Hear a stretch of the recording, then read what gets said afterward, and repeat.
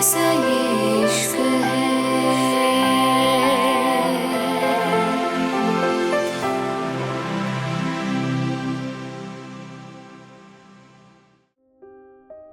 मुंबई। रिवांश और बाकी लोग ईशान की बात पे हैरान रह गए थे। ईशान धीरे से बोला, क्या हुआ, मैं आपसे कुछ पूछ रहा हूं। ईशान की बात पे वीना थोड़ा बेरुखी से बोली, ईशान बेटा, आओ पहले डिनर कर लो, तुम सबसे तो मिल ही लिए हो ना। अगर एक इंसान से नहीं भी मिले तो क्या हो गया, अभी तो तुम्हें यही रहना है, मिल लेना आराम से। अपनी मां की बात के ईशान थोड़ा बेरुखी से बोला, मॉम, मुझे सबसे नहीं मिलना था, मुझे मेरी बेटी से मिलना था। क्या आप मुझे बता सकती है अरीना कहाँ है? ईशान की बात पे हया आगे आते हुए बोली, वो अपने रूम में है, लेकिन मैं आपसे एक बात कहना चाहती हूँ। ईशान भाई, अब आपका और उसका रिश्ता वैसा नहीं है जैसा आप सोच रहे हैं, इसलिए आप अभी उस पर जल्दबाजी मत करिएगा।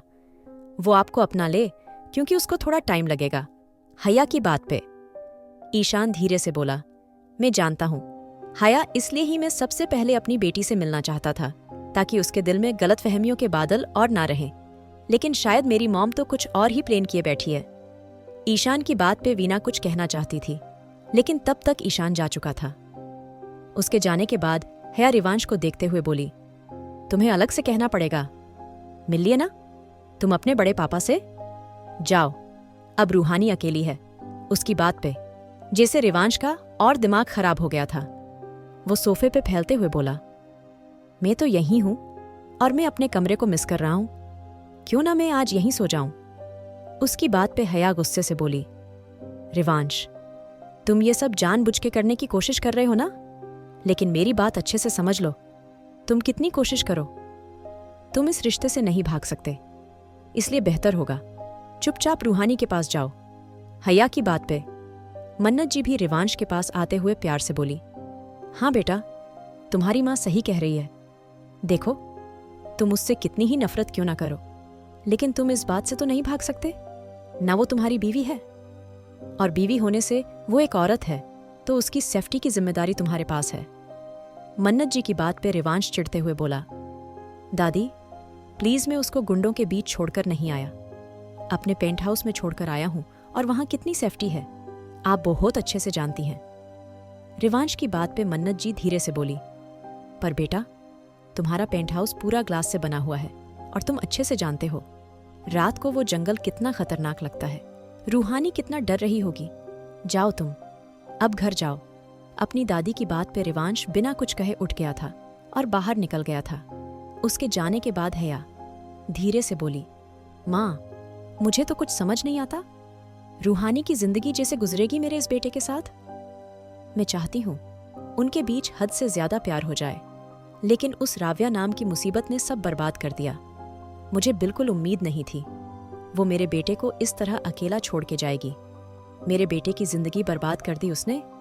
हया की बात पे मन्नत जी धीरे से बोली, नहीं हया, तुम्हें राव्या का शुक्रगुजार होना चाहिए, उसने तुम्हारे बेटे को नई जिंदगी दी है। सोच के देखो, अगर वो शादी के मंडप से ना भागती तो क्या रूहानी जैसी प्यारी लड़की तुम्हारे बेटे की बीवी बनती? हमारे रिवांश की दुल्हन इतनी अच्छी होती? और जहां तक मुझे लगता है, जरूर ये अंजलि अग्रवाल कुछ छुपा रही है, क्योंकि जिस दिन रिसेप्शन था मैंने उसको रूहानी से कुछ बात करते सुना था। कुछ तो है जो हमें नहीं पता। और फिर रूहानी का चेहरा, आखिर इस दुनिया में कौन लड़की ऐसी होगी जो जानबूझ के बदसूरत बनके इस दुनिया के ताने जबरदस्ती सुनेगी? कुछ तो है हया जो हमें नजर आके भी नजर नहीं आ रहा। और अगर मैं सब कुछ सोचूं तो जब जब हम अग्रवाल मेंशन गए हैं, कभी भी रूहानी को हमने सामने नहीं देखा। हमेशा वो काम करती नजर आई हैं, और फिर रूहानी को देख ले लगता है वो ऐसा घटिया काम करती होगी। नहीं, हमें सच्चाई का पता लगाना पड़ेगा हया। ये अंजलि जरूर कुछ छुपा रही है, और हमें रूहानी के जन्म से लेके सब कुछ जानना पड़ेगा।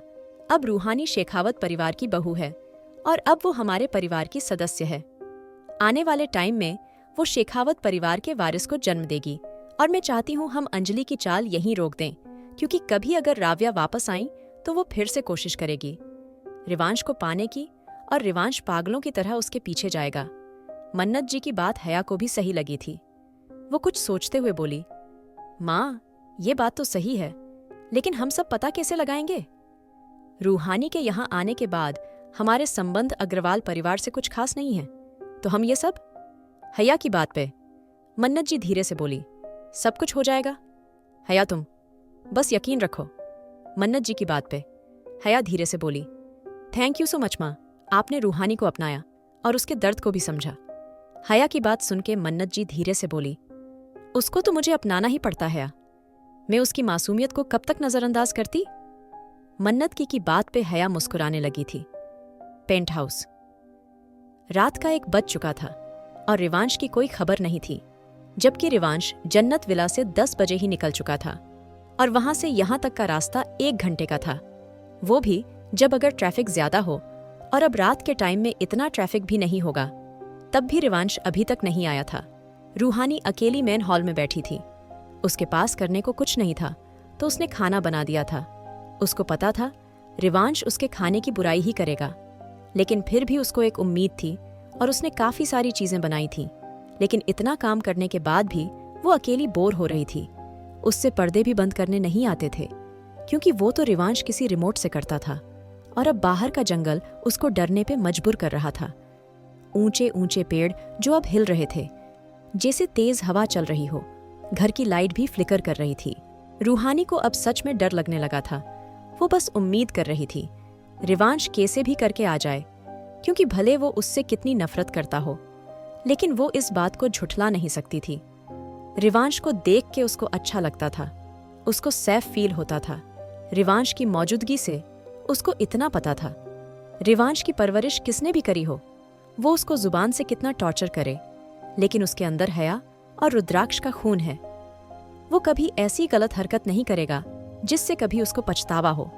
लेकिन ये शायद रूहानी की सोच थी या सच, ये तो वक्त ही बताता, क्योंकि रिवांश अब भूल चुका था वो क्या है। रूहानी से उसकी नफरत उसको हर वो काम करने पे मजबूर कर रही थी जो वो नहीं करना चाहता था। जैसे अब अपने घर के सिक्योरिटी कंट्रोल पे बैठा रिवांश घर की लाइट को ऑन एंड ऑन ऑफ कर रहा था, जिससे रूहानी को डर लग रहा था। उसकी सांसें ऊपर नीचे हो रही थीं। रिवांश पागलों की तरह मुस्कुरा रहा था, जैसे रूहानी के डर से उसके अंदर सुकून उतर रहा हो।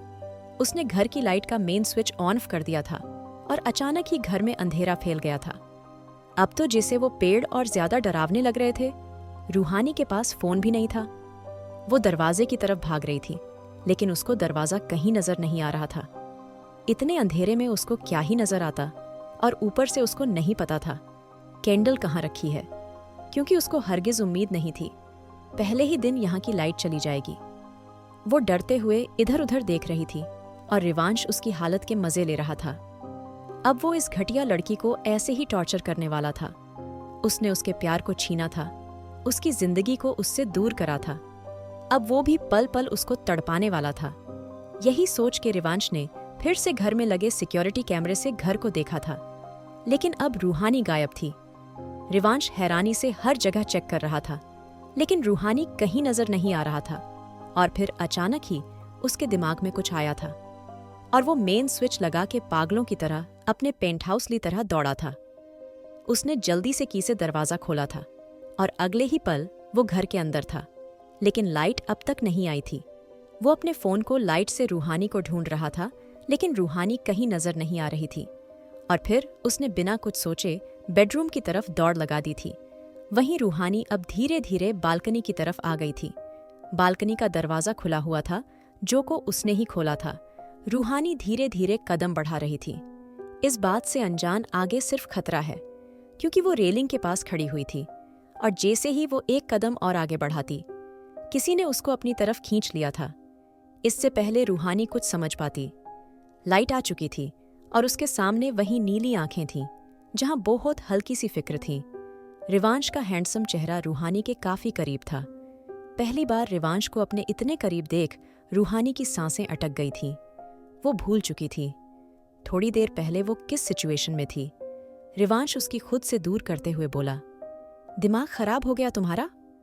मरने का इतना शौक है तो कहीं और जाके मरो, क्योंकि मेरे घर वाले सोचेंगे मैंने ही तुम्हारी जान ली है। रिवांश की बात पे रूहानी अपनी आंखों में आई नमी को थोड़ा पीछे करते हुए बोली, लेकिन मुझे नहीं पता था मैं कहाँ जा रही हूँ। यहाँ चारों तरफ अंधेरा था।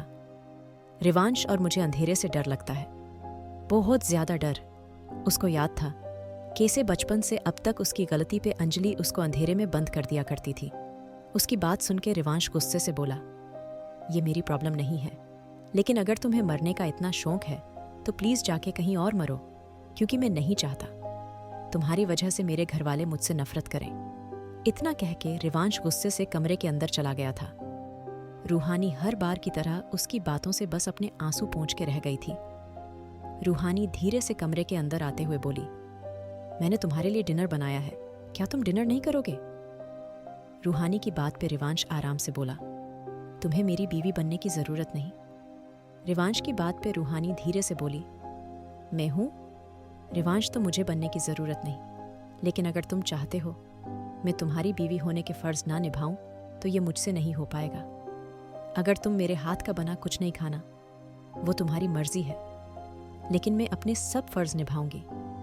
तुमने जानबूझ के सर्वेंट को भेज दिया, लेकिन तुमने ये नहीं सोचा जब सर्वेंट यहाँ नहीं होगे तो तुम क्या खाओगे, क्योंकि यहाँ तो सिर्फ मैं ही हूं, ना तो मजबूरी में ही सही, तुम्हें मेरे हाथ का खाना तो खाना ही पड़ेगा।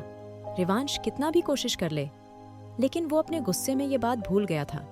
उसने सब सर्वेंट को भेज दिया है और अब ना चाहते हुए भी उसको रूहानी ला हाथ का बना खाना खाना पड़ेगा। यही सोच के वो गुस्से से रूहानी की तरफ बढ़ते हुए बोला, अच्छा तो तुम्हें बीवी होने का फर्ज निभाना है? तुम मेरी बीवी होने का फर्ज निभाना चाहती हो? रियली? ठीक है, चलो तो बीवी होने के पहला फर्ज तो बेड पे निभाया जाता है, आओ। इतना कह के उसने रूहानी का हाथ पकड़ के उसको अपनी तरफ खींच लिया था और रूहानी रिवांश के ऊपर गिर गई थी। आखिर क्या करेगा अब रिवांश? क्या वो सच में करेगा कुछ गलत या होगा कुछ और? क्या रूहानी और रिवांश के बीच होगा सब सही? जानने के लिए सुनिए married to the cold hearted billionaire. और अगर आपको एपिसोड पसंद आया तो लाइक, शेयर और सब्सक्राइब करना न भूलें।